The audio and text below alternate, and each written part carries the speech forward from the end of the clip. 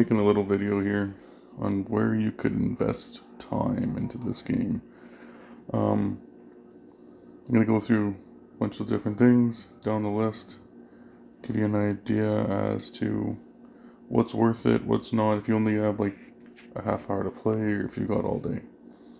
I'm going to rank these out of 10, give you an idea of like what you really want to focus on, make sure you get done. Even though the advice I give you isn't quite the advice I follow, certain things in this game piss me off, such as live arena. And even though it's going to be pretty important to do, it's a video game, we're supposed to have fun. So, classic arena. This here is very important to get to do every day. I like to fall behind myself into lower tiers for events, and then I could push and try and rank higher in tournaments. So that's why I'm only in 3. But these gold tokens here, they're for your Great Hall. I'm sure we all know this by now. But until your Great Hall is maxed out, once your Great Hall is maxed out, this drops significantly from, I would say, a 7 out of 10 down to maybe a 3 or a 2 out of 10. Once you've got your Great Hall maxed out, the only thing you're going to be climbing into Gold 5 to do is to keep the 22% that you get on all your champions.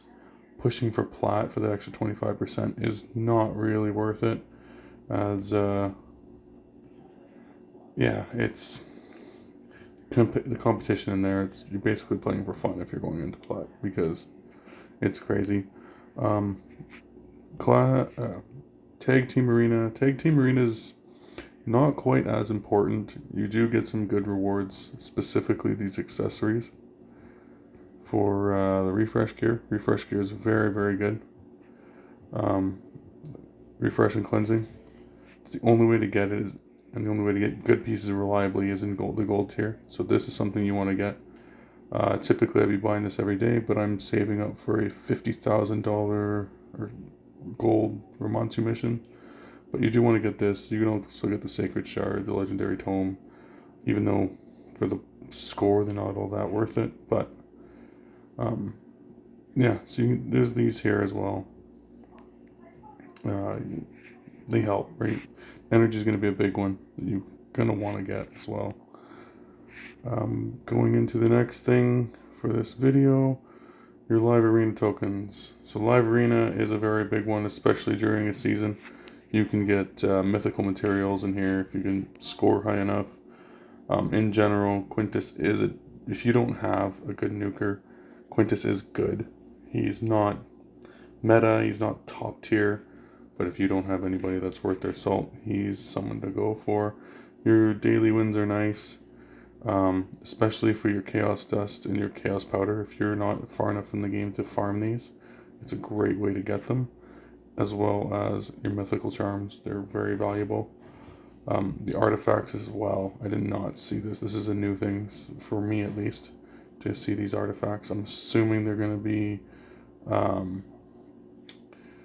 the seasonal stuff, the Rebirth, and the one that rips through Stone Skin. The Legendary Skill Tome. Typically it takes almost 2 months to get one of these tomes out of here. I don't know why it's so hard to get, but it is. Anyway, this is another one you want to do. Like I said, live arena pisses me right off, so I really don't focus on it. And as well, when the seasonal stuff comes in is when you really want to push. So having your total points lower than your seasonal score gives you some easier opponents. Plus it takes a lot of time I don't really have. Okay, so next on the list, your Fortress Keys. Fortress Keys are definitely good to do.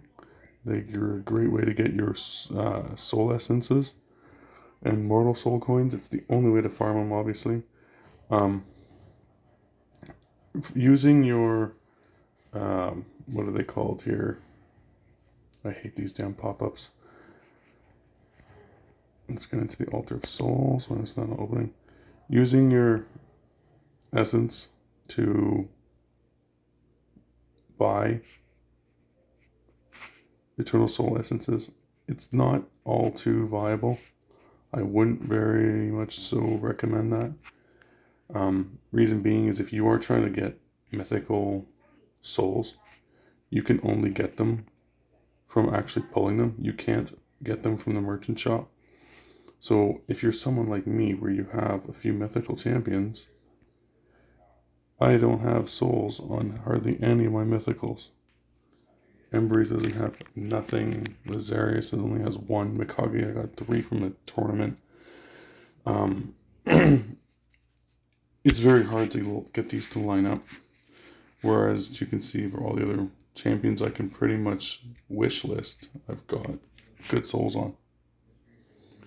So, that being said, you don't really want to be using your tokens to buy these essences.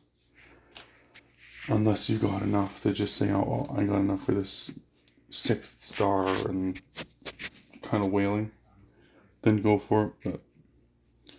But, crypt keys. Crypt keys are good, especially once you get into hard hard faction wars.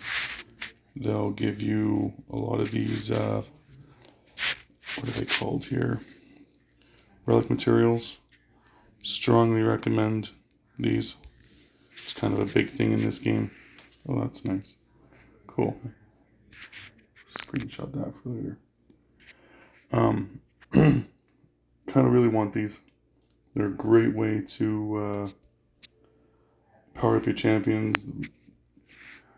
Those of us that went for the Titus fusion in your index, Volcanic Heart is a 3rd shield for Titus. It'll multiply your damage by 30%. And that's the difference of like 2 billion or 3 billion damage.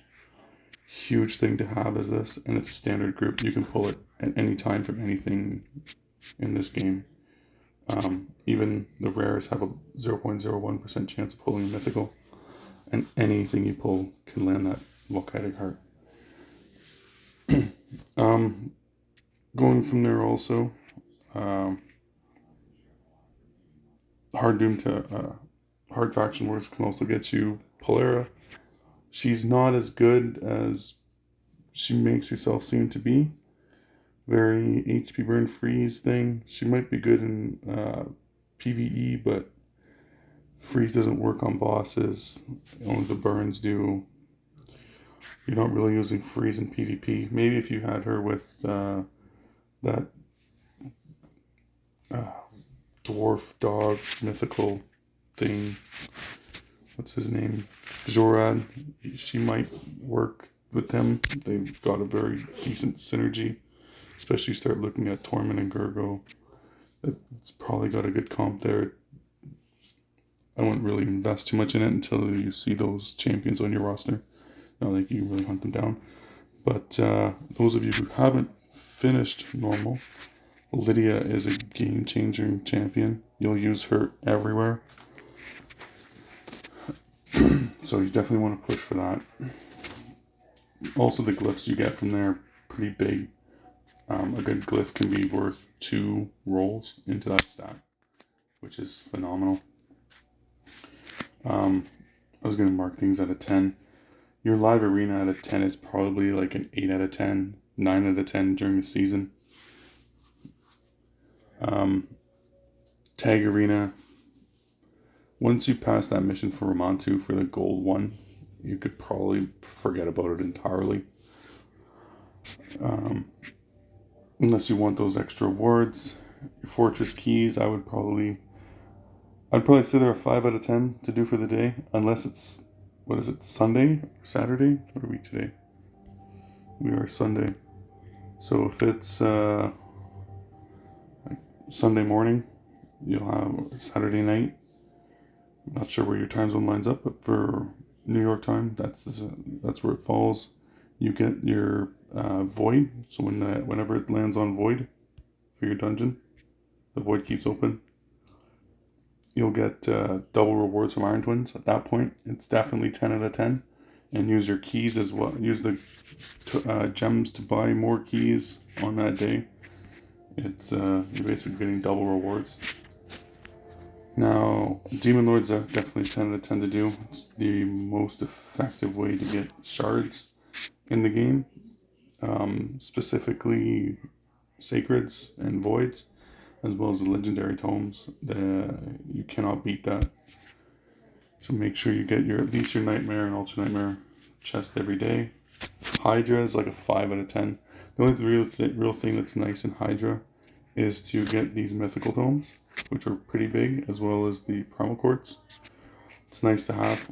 The gear itself, Stone Skin, is quite good for PvP only, but now with Embry's running around all over the place, you don't really use it too often. There's a lot of counterplay to Stone Skin nowadays, such as these blessings here. Where is he? Like, for example, my Teox. I use... Jesus, this thing's finicky. Come on. Is it not going to go? There we go. I use Cracking Roots. Cracking Roots rips through Stone Skin. We also have now a new gear set. Don't have much of it, but it is here. Stone Carver. Also does more damage to Stone Skin. These do stack. So if you run someone with Stone Cleaver and Cracking Roots, you will hit right through Stone Skin as if it's barely even there. So yeah, it's good for that. The big thing though you get at a Hydra that is very valuable is the protection set. You do want this. It's one of the better speed sets in the game. For example, my Elva, I run her in protection set. The extra damage she puts out is pretty big. The protected buffs are very, very important, especially when you run things in like Chimera where you're getting stripped. The protection set's quite big. If you're using anybody with like counterattack in Hydra or block damage in Hydra, those champions, you need protection set on it, because if the boss takes the buff, it's going to do more damage to you than it will to them. Same thing if you have like reflect damage, you want those protected as well. Unfortunately, it's not 100%, it's not perfect, but it's your best chance if you're going to use it. Chimera is huge right now. I'd say it's a 9 out of 10, maybe even 10 out of 10 for what you want to do in this game. You really don't want to miss Chimera. Just in the chests alone, you can, even on easy, you have a chance to get shards for Embry's. Embry's is amazing. I don't find he does as much damage as people make him seem like he does. I don't know if I'm just comparing him to Narcissus and Taros that are like broken and busted, but either way, he's one of the few ways to just completely wipe Stone Skin. His A3 doesn't accuracy check, so you don't need any accuracy for this skill. It'll automatically remove Stone Skin and do the True Fear thing. It'll only the rest of the effect goes off of the accuracy. So you can build all damage and high speed. I like mine high speed. And, I switched it because it wasn't doing any damage. But, yeah, the Stone Skin strip is big. Especially if you can get them to go before your nuker. You can kind of speed tune that in. So he strips the Stone Skin and they follow up with a nuke. Very, very good to have. It's also one of the few ways to get these mythical gemstones from the Clash. That's why we push so hard for it. Getting these mythical gemstones. Notice it's all shapes. It's extremely valuable. Even the legendary gemstones are very good. And you can find those even in second place at high chests. If we come first, everybody who participates gets over 220 mil and has a chance to get a legendary gemstone, which is big. That's a big thing for the entire clan. So Chimera is big right now. Your keys for Doom Tower, it's a good way to get some sacred shards, some legendary tomes. For the longest time, I really didn't do this content. I kind of skipped over it. Mostly because I didn't have teams to really get into the high end of the hard Doom Towers, where the rewards are actually decent. Now that I do tend to do it. I focus on hard first, and then whenever normal, if I have time to mess around with it, I do. The void shards are kind of nice towards the end of normal. But other than that, it's extra rewards. It's gonna help you, but I would probably give it probably a 4 out of 10 for in terms of priority. Especially if you're getting your Ultra Nightmare keys every day. 1 or 2 sacred shards in the course of a month isn't really gonna feel too impactful. Your silver keys are definitely worth going for and doing, especially on Dark Fae rotation. That's the set that gives, where is it? Lethal. These can be farmed from the Dark Fae. This set's amazing. It's like the better Savage set. When you're pulling for this set, you definitely want to use all your charms. It's one of the few ones that are going to be worth quite a bit to you. And definitely, like something like this, you want to keep that and roll it. It's quite valuable. Carrying on the list, Curse City. Curse City is definitely something you want to do. Merciless gear is phenomenal. It's probably one of the best. I'd say it's one of the best PvE gears in the game. It's good in PvP, but it's even better in PvE. It doesn't bring any protection, and now with the speeds up, I think there's a YouTube video lately, and I think the max speed you can get in the game is like 826 on the rat, or like 700 on a regular champion. It's insane. But yeah, Merciless is very good though. You certainly want it, especially on someone like a Titus, where you have the chance to decrease the skills cooldown by 1 turn, plus the ignore defense. It's very nice to have the two together. So that'll up your damage quite a bit. Supersonic is good for PvP.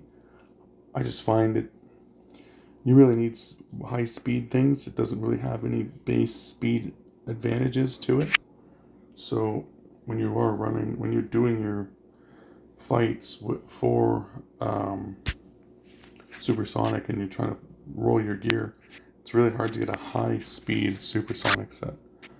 But it's definitely a good set. It's good for cutting in. If you got someone that's going to go before you, you run them with supersonic, and you can actually cut in. Prevents turn meter, but it's the 9-piece that you really want. Especially running Arbiter, for example. Increases fill turn meter effects cast by the wearer by 30%. So if you use a 30% boost, you're getting an additional 30% of the boost extra. It makes quite a big difference. What else is there? Siege, obviously, you definitely want to do your siege when siege is active. If you don't, Vex and I are going to hunt you down and try to make sure we get that all done. Trying to see if there's anything else in this game that I kind of missed. Your campaign, I really don't do too much campaign farming anymore. Unless I'm out of potions and I'm doing a tournament. You typically use potions for that now. The event dungeons you do want to do. Unfortunately, the drops aren't as good as we'd like to see. Or the rates aren't as good as we'd like to see. The chronophage is good, but it really only counters a few champions. I don't know if I'd really build somebody in that to counter just a couple champions, but we did it for Armand. I don't see why we wouldn't do it now. But it's another one of those sets that's kind of hard to build high speed with because it brings resistance to it. And I think that's just about it. Your fusions you definitely want to try to do if you can, especially the good ones. I'll let you guys know when we have a good fusion and when we don't. For example, this guy, he is good. He brings Shatter, which is a very unique buff. He also brings block debuffs and increased defense. and increased accuracy would be great. He would be amazing in Hydra, especially if you're not running a dog and tamer team. Even with the dog and tamer, he's probably still good. The block debuffs and increased defense is, or decreased defense is very valuable. People run Ugo to do that, and he does it alone. He also brings the Shatter, which is ignore defense and increase crit damage, so your guys are going to hit harder, ignore more defense. Definitely good. A lot of people see the ignore unkillable stone skin and block damage and say, this guy's an arena champion. And sure, it's nice, but I think that was put in there for the new players that don't really have the thing set up and figure, I'll run this guy in arena, and good for them. Like it'll help them out. But I think he's more of a PvE champion. Fortunately, it doesn't bring a weekend, but yeah. All right. We'll go with that for now, and if you guys have any questions, reach out. Don't be shy. I'd rather have a question than be wondering what the hell's going on. All right, Elemental out.